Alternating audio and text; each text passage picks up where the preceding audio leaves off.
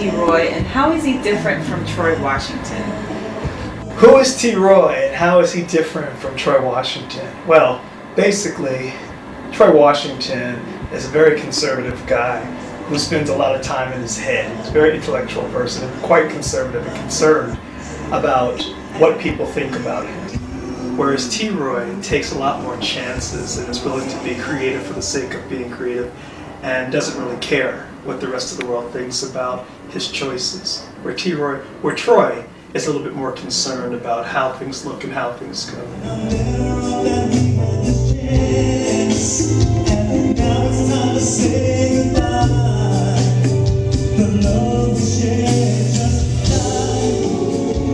What inspired you to do this CD?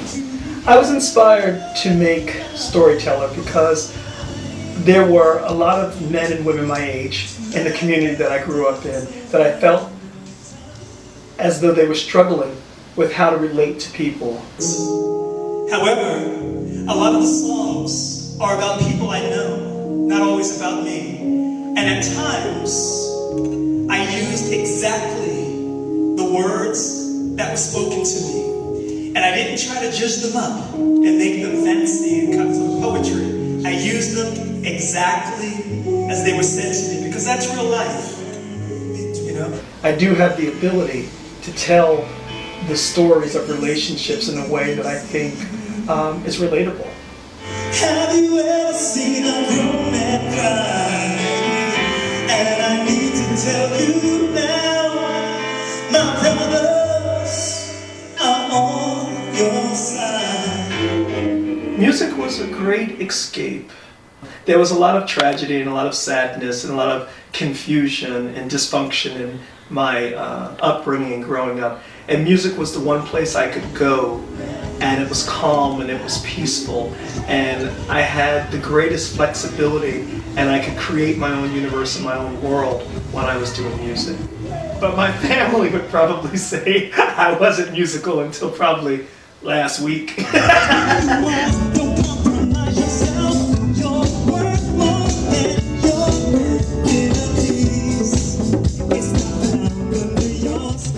Growing up in the suburbs taught me a lot about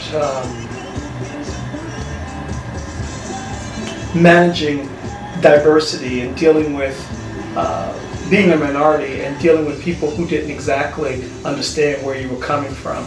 And so it made my approach to music slightly underscored. I wasn't as loud and I wasn't as aggressive as some of my peers were in the inner city. It kind of sort of dimmed my light a little bit and caused me to really have to think about how this music influences other people, how it impacts other communities, versus just being in the middle of the city where people just accept just about anything that goes down.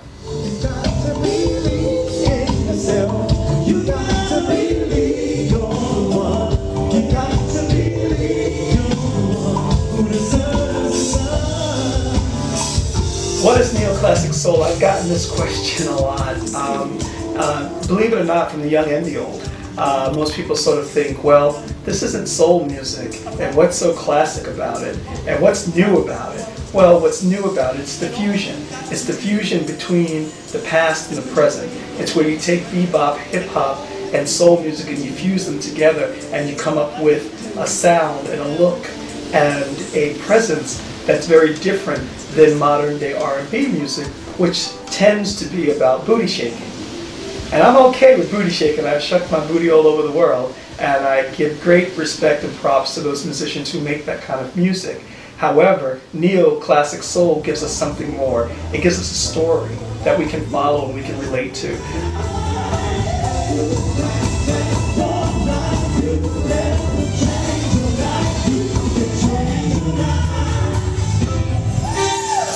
Changing your life is just a thought, man. All right.